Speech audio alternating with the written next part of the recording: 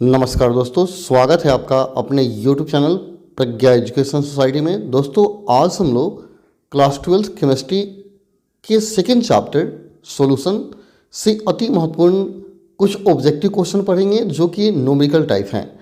आप इस वीडियो को अच्छा से देखेंगे क्योंकि इसमें जितने प्रश्न मैंने लिए हैं बहुत इंपॉर्टेंट हैं, जो कि परीक्षा में पूछे जाते हैं और इस आधार पर बहुत सारे प्रश्न न्यूमेरिकल प्रश्न भी आप बना सकते हैं कि बहुत ही इंपॉर्टेंट प्रश्न इसमें हमने रखा है।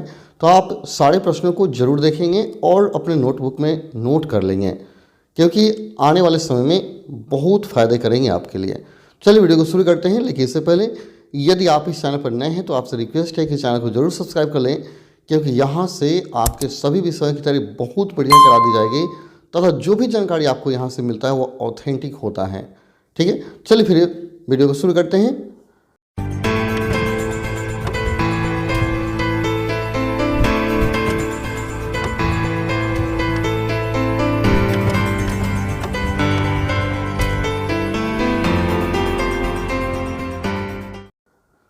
दोस्तों इस चैप्टर का सबसे पहला प्रश्न है तो अनुघोल से लिया गया है। सॉल्यूशन से पहला प्रश्न है, निम्नलिखित कौन अनुसंख्य गुण नहीं है।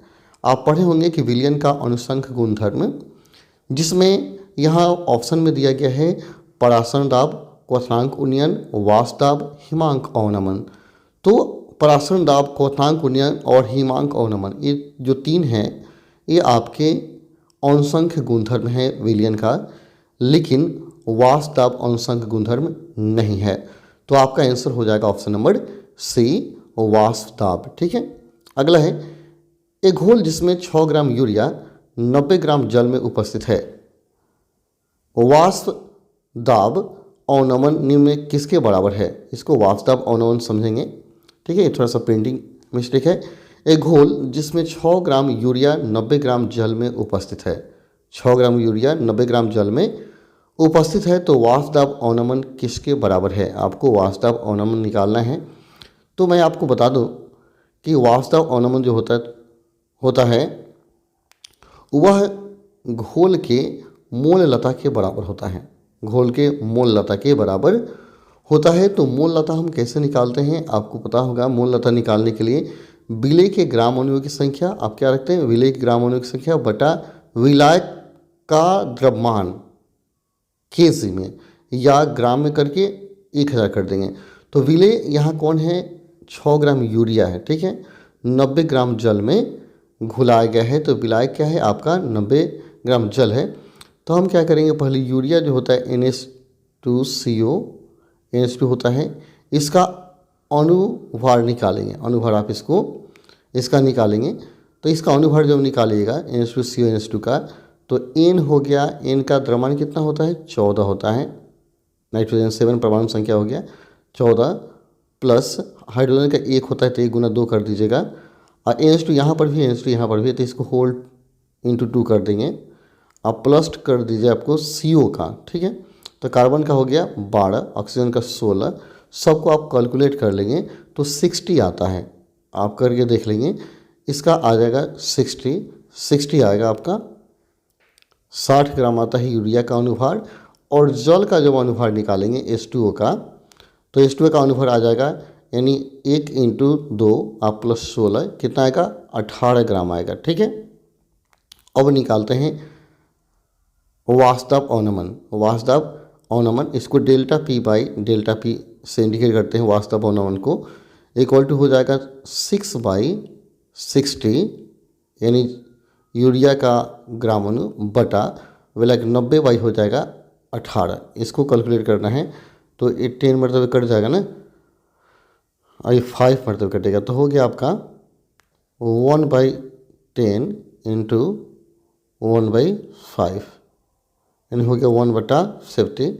जब 1 में 50 से डिवाइड करेंगे आप तो आएगा 0.02, यानी कौन आ गया आपका ए आ गया। ठीक है, यानी 6 ग्राम यूरिया 90 ग्राम जल में अगर डाला जाए तो उसका वाष्प दाब अवनमन 0.02 होगा। ठीक है, आप कैलकुलेट करेंगे। कुहासा कोलाइडी विलियन में क्वेश्चन दिया है, कुहासा कोलाइडी विलियन में, मैंने कौन से कोलाइडी विलियन है कुहासा, ये आपको बताना है। कौन किस में घुला होता है आपको ये क्लियर कर देना है। तो देखिए कुहासा क्या होता है, द्रव जो कण होता है कुहासा में वे गैस में परिक्षिप्त होते हैं। कुहासा में द्रव के कण गैस में परिक्षिप्त होते हैं। ये ऑप्शन दिया गया है, गैस कण द्रव में परिक्षिप्त होते हैं, ठोस कण द्रव में परिक्षिप्त होते हैं या ठोस कण गैस में परिक्षिप्त होते हैं। तो याद रखें कुहासा में द्रव के जो कण होते हैं वे गैस में परिक्षिप्त होते हैं, जो कि ऑप्शन ए में दिया गया है। आपका ऑप्शन ए हो जाएगा। अगला क्वेश्चन दिया है, निम्नलिखित में कौन सा जोड़ा आदर्श खोल का निर्माण नहीं करता है। आदर्श खोल का निर्माण कौन नहीं करेगा ये आपको बताना है। तो देखिए यहाँ जो है आपका C6CCl4 यानी बेंजीन और कार्बन टेट्राक्लोराइड यह आदर्श घोल है, आप याद कर लेंगे। और C6H5 या C6H5CH3 ये भी आदर्श घोल है और बी भी आपका आदर्श घोल है। और यहाँ जो आपका दिया गया है CH3 2CO और CCl4 यह आदर्श घोल नहीं है, यह आदर्श घोल नहीं है। तो आपका आंसर होगा ऑप्शन नंबर डी, आदर्श घोल नहीं है। अगला, निम्न कौन अर्धपारगम झिल्ली से निकल पाते हैं। अर्धपारगम झिल्ली को कौन पार कर जाते हैं। तो यहाँ दिया गया था कि कौन अर्धपारगम झिल्ली से निकल पाते हैं, माने अर्धपारगम झिल्ली को कौन पार कर जाता है। आप जानते हैं कि विलयन में विलय विलायक दोनों हैं, तो सिर्फ विलायक कण ही अर्धपारगम झिल्ली को पार करते हैं और कोई भी कण अर्धपारगम झिल्ली को पार नहीं कर पाता है। ठीक है, जैसे चीनी और पानी को मिश्रित कर देंगे तो विलयन बनेगा, तो पानी ही क्या करता है, अर्धपारगम झिल्ली को पार करता है, चीनी पार नहीं करता है। ठीक है, अगला क्वेश्चन है, 234.2 ग्राम चीनी के घोल में 34.2 ग्राम चीनी है, तो घोल का मोलल सांद्रण क्या है। तो यहाँ मोलल सांद्रण निकालना है। तो मोलल सांद्रण निकालने के लिए आप याद रखेंगे, मोलल सांद्रण इक्वल टू होता है विलय के मोलों की संख्या बटा विलायक का द्रव्यमान, विलायक का द्रव्यमान गुना 1000। तो यहाँ द्रव्यमान जो रखते हैं विलायक का वो ग्राम में रखते हैं, तो यहाँ विलय के मोलों की संख्या निकालेंगे। विलय कौन है, चीनी है। तो चीनी का पहले आणविक द्रव्यमान निकालें, C12H22O11 होता है ना, इसका आणविक द्रव्यमान आप निकालेंगे। तो 12 × 12 प्लस 1 × 22 प्लस 16 × 11, इसको कैलकुलेट करेंगे 342 आएगा, 342 आ जाएगा। ठीक है, तो अब चीनी का मोलों की संख्या निकालेंगे। तो मोलों की संख्या निकालिएगा तो 34.2 बटा क्या हो गया 342, तो कटाएंगे इसको तो 1 बटा क्या हो गया 10, यानी 1/10 आएगा चीनी के मोलों की संख्या। और विलय का द्रव्यमान निकालना है तो 234.2 में से घटा लीजिए 34.2, तो कितना आएगा 200 ग्राम आएगा। ठीक है, 200 ग्राम आएगा। तो आपका आ गया कितना, मोलल सांद्रण जब अब निकालेंगे तो हो जाएगा 1/10 आया था बटा 200 ओके गुना 1000। इसको आप कैलकुलेट कर लेंगे तो ये कट जाएगा इससे। ठीक है, और ये 2 चला गया तो 1/20 हो जाएगा, 1/20 आएगा। ठीक है, और 1 में 20 से डिवाइड करेंगे 0 पॉइंट कितना आ गया 5। तो कौन सा हो गया आपका, ऑप्शन नंबर बी हो गया। आप सोल्यूशन कैसे हम कर रहे हैं उसको ध्यान में रखेंगे और याद रखेंगे। ठीक है, ताकि न्यूमेरिकल क्वेश्चन बनाने में आपको दिक्कत ना हो। अगर निम्नलिखित किसका हिमांक अवनमन अधिकतम होता है, तो आपको याद रखना है हिमांक अवनमन K2SO4 जो है अधिकतम होता है, इसका हिमांक अवनमन। NaCl, urea, glucose. हिमांक अवनमन अधिक होने का रीज़न यह है कि आप देख लीजिए यहाँ यूरिया और ग्लूकोज दिया गया है, यूरिया दिया गया और ग्लूकोज दिया, ये दोनों क्या है कार्बनिक है। ठीक है, और यह दोनों जो है NaCl और K2SO4 यह कार्बनिक यौगिक नहीं है। इस सब का जो हिमांक अवनमन है वानठफ गुणांक पर डिपेंड करता है, वानठफ गुणांक पर डिपेंड करता है। और वानठफ गुणांक का मतलब होता है कि जब हम क्या करेंगे उसको पानी में डिज़ोल्व करेंगे तो कितने आयनों में वह टूटेगा, आयनों की संख्या वानठफ गुणांक के प्रोपोर्शनल होता है। तो K2SO4 को अगर हम पानी में डिज़ोल्व करते हैं तो ये K2 में 2 के और SO4 में डिज़ोल्व हो जाता है, तो 2 आयन यहाँ हो जाता है, 1 आयन यहाँ बनता है, यानी यहाँ टोटल 3 आयन बन जाते हैं K2SO4 के। और NaCl को जो पानी में डिज़ोल्व करेंगे तो Na+ बनता है और Cl- बनता है, यानी यहाँ सिर्फ 2 आयन बनते हैं। तो K2SO4 के आयनों की संख्या ज़्यादा है और तो इसका हिमांक अवनमन क्या होगा, ज़्यादा होगा। ठीक है, अगला, जल एक एवं एसिटिक अम्ल के एक मिश्रण में 9 ग्राम जल 120 ग्राम एसिटिक अम्ल में है। इस मिश्रण में जल का मूल प्रभाज क्या है, जल का मूल प्रभाज क्या है। ठीक है, तो 9 ग्राम जल 120 ग्राम एसिटिक अम्ल में है, तो हम क्या करेंगे, यहाँ 9 ग्राम जल है, इसका मोल की संख्या निकाल लेंगे और एसिटिक अम्ल के मोलों की संख्या निकाल लेंगे। तो यहाँ पूछ रहा है जल का मोल प्रभाव, तो आप क्या करेंगे, जल के मोलों की संख्या बटा जल के मोलों की संख्या प्लस एसिटिक अम्ल के मोलों की संख्या, इसको डिवाइड करेंगे तो आपका कैलकुलेशन संपन्न हो जाएगा। तो एसिटिक अम्ल सबका, इसका पहले आणविक द्रव्यमान निकाल लीजिएगा और निकाल कर मोलों की संख्या निकाल लेंगे और डिवाइड करेंगे तो आपका आएगा 0.2 आएगा। ठीक है, ऑप्शन बी आपका सही होगा। मोलालता को व्यक्त किया जाता है, नहीं मोलालता का मात्रक क्या होता है, आपको बताना है मोलालता का मात्रक क्या होता है। तो याद रखें मोल प्रति लीटर होता है मोलालता का मात्रक,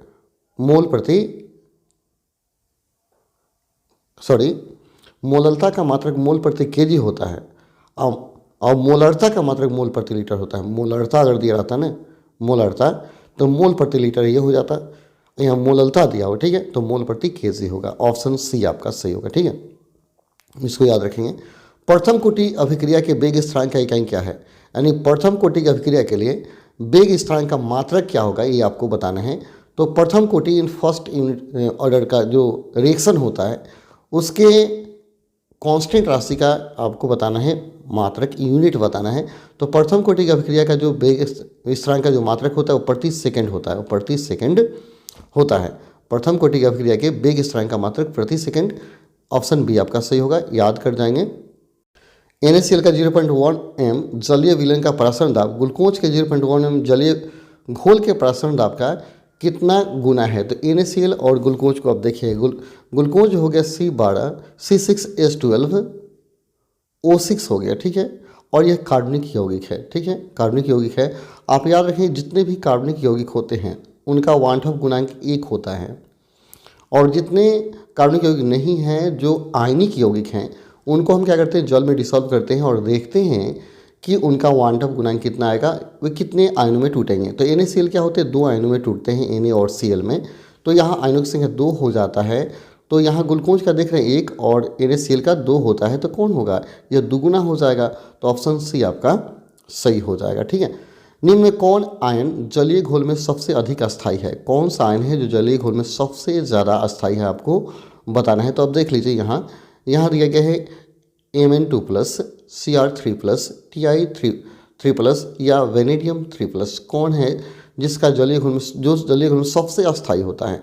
तो आप इसको रट जाएंगे, याद कर जाएंगे, जो क्रोमियम होता है ना सबसे अस्थायी होता है। इसका आप इलेक्ट्रॉनिक विन्यास निकाल कर जब देखिएगा तो आप वहाँ जैसे 3 इलेक्ट्रॉन यह त्याग कर देता है तो यह इस अस्थायी स्ट्रक्चर प्राप्त कर लेता है, अस्थायी स्ट्रक्चर अक्रिय गैस की जैसा स्ट्रक्चर प्राप्त कर लेता है, इसलिए सबसे ज़्यादा अस्थायी यही होता है क्रोमियम। ठीक है, सबका आप इलेक्ट्रॉनिक विन्यास निकाल कर देखिए, 72 कक्ष के इलेक्ट्रॉन में अस्थायी होना चाहिए। ठीक है, यानी या तो पूर्ण भरा हो 72 कक्ष या अर्धपूर्ण भरा हो तो अस्थायी माना जाता है। जलीय विलयन में किस क्षारीय धातु का सबसे अधिक अवकारक शक्ति होता है, कौन सा क्षारीय धातु है जिसका अवकारक शक्ति सबसे ज़्यादा होता है। तो यहाँ दिया गया लिथियम, पोटासियम, सीजियम या सोडियम। तो याद रखें लिथियम जो है जलीय घोल में सबसे अधिक अवकारक शक्ति को शो करता है, तो ऑप्शन ए आपका सही होगा। ऑप्शन ए लिथियम अधिक अवकारक शक्ति वाला है। अगला, सांद्रण इकाई जो तापक्रम से स्वतंत्र है वह कौन सा सांद्रण इकाई है जिस पर तापक्रम का कोई प्रभाव नहीं पड़ता है। ऑप्शन ए मोलरता, सामान्यता, मोललता, द्रव्यमान, आयतन प्रतिशत, कौन है इकाई जो तापक्रम से स्वतंत्र होता है। तो जो तापक्रम से स्वतंत्र होता है वह मोललता है। ऑप्शन सी आपका सही है। नेक्स्ट, 35 डिग्री सेल्सियस पर 1.84 ग्राम Cc एवं 98% शुद्धता वाले H2SO4 घोल की मोलरता क्या होगी। अब यहाँ प्रतिशत में दिया गया है H2SO4, देखिएगा परसेंटेज में दिया गया है, और 35 डिग्री सेल्सियस पूछ रहा है 1.84 ग्राम Cc यानी घन तो दिया गया है। शुद्धता वाले H2SO4 का मोलरता क्या होगा। तो यहाँ हम क्या करेंगे, यहाँ देख लीजिएगा आप, यहाँ दिया गया H2SO4 का भार दिया गया है, भार प्रतिशत, यहाँ देखेंगे भार प्रतिशत दिया गया कितना, 98% दिया गया ना, और घनत्व हो गया, घनत्व दिया गया है 1.84 दिया गया है ग्राम प्रति सीसी दिया है तो आप यहाँ क्या करेंगे, आपको निकालना है मोलार्ता। तो एक फार्मूला मोलार्ता का बहुत सारा सूत्र होता है, लेकिन प्रतिशत वाला सूत्र लागू करेंगे। मोलार्ता एम बराबर होता है भार प्रतिशत, याद कर जाएंगे, गुना डेंसिटी घनत्व गुना 10 बटा होता है अनुभार। ठीक है, अनुभार। तो देखिए यहाँ भार प्रतिशत कितना है 98, डेंसिटी दिया 1.84 गुना 10 बटा अनुभार। तो H2SO4 का अनुभार निकालेंगे तो 98 आता है। H2SO4 अनुभार आएगा 98, तो आप रखिएगा तो कितना आएगा 98 इंटू 1.84 इंटू 10/98।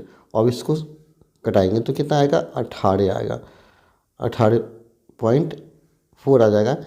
तो यहाँ हो जाएगा कौन सा आंसर, आपका ऑप्शन ए सही हो जाएगा। ठीक है, नेक्स्ट, अनुसंख गुणधर्म विधि से प्रोटीन तथा बहुलक का भार अनुभार ज्ञात करने की सर्वोत्तम विधि कौन सा है।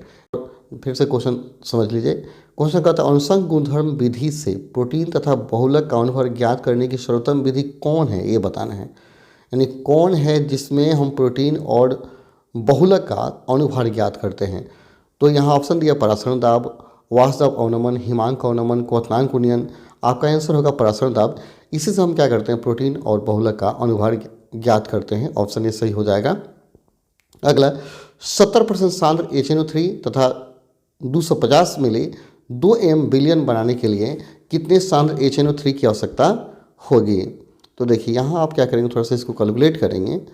यहाँ 70% दिया HNO3, इसके बाद 250 ml 2 मोल विलियन बनाने के लिए कितने सांद्र HNO3 की आवश्यकता होगी।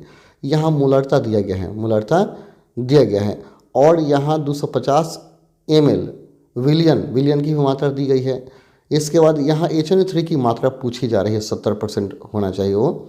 तो सबसे पहले यहाँ जब भी आप निकालिएगा तो मोलार्ता आप जानते हैं, मोलार्ता, एक मिनट, जब लिखिएगा मोलार्ता तो मोलार्ता बराबर क्या होता है, विलेय के मोलों की संख्या, ठीक है, बटा विलियन का आयतन लीटर में।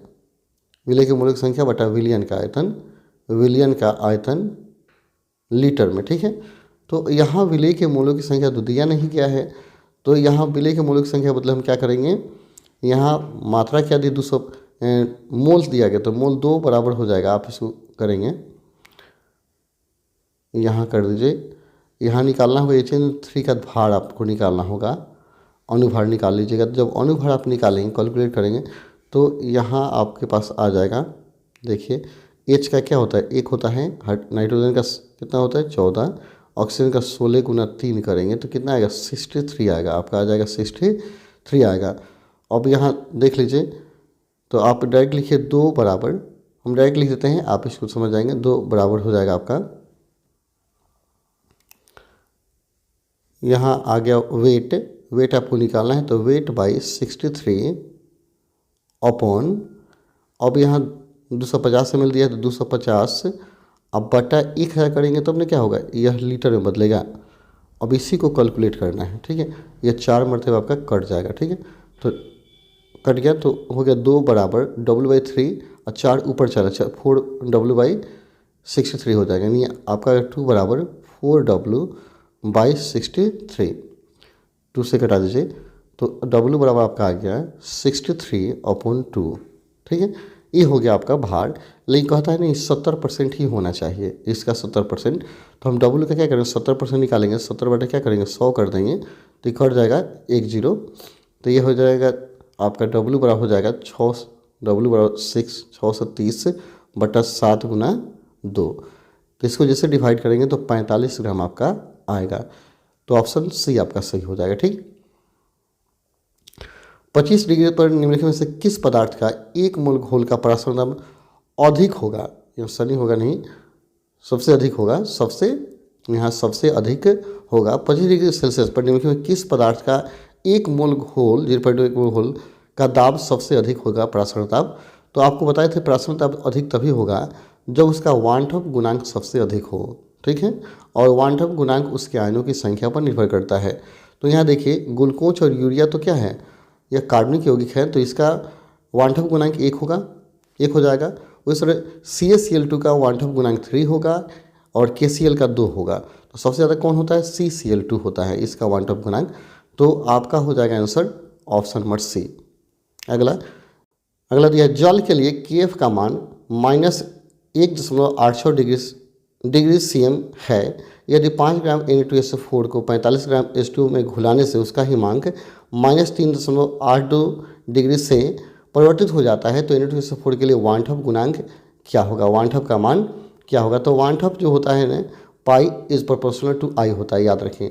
ठीक है, इसके अनुसार जब आप कैलकुलेट करेंगे तो इसका मान आता है 2.63 आता है, 2.63। ऑप्शन बी आपका सही हो जाएगा। अगला कियाई के 1 मोल जलीय घोल में कौन सा परिवर्तन किया जाए कि उससे वाष्प दाब में उन्नयन हो जाए, वाष्प दाब में वृद्धि हो जाए? तो उसमें वाष्प दाब को बढ़ाने के लिए आपको जल मिलाना होगा, जल को मिलाना होगा। तो ऑप्शन डी आपका सही होगा। तो आप इतना ही प्रश्न तैयार कीजिए, फिर मिलेंगे हम लोग अगले वीडियो में। तब तक के लिए धन्यवाद। जय हिंद, जय भारत, जय मेरे प्रिय छात्रों।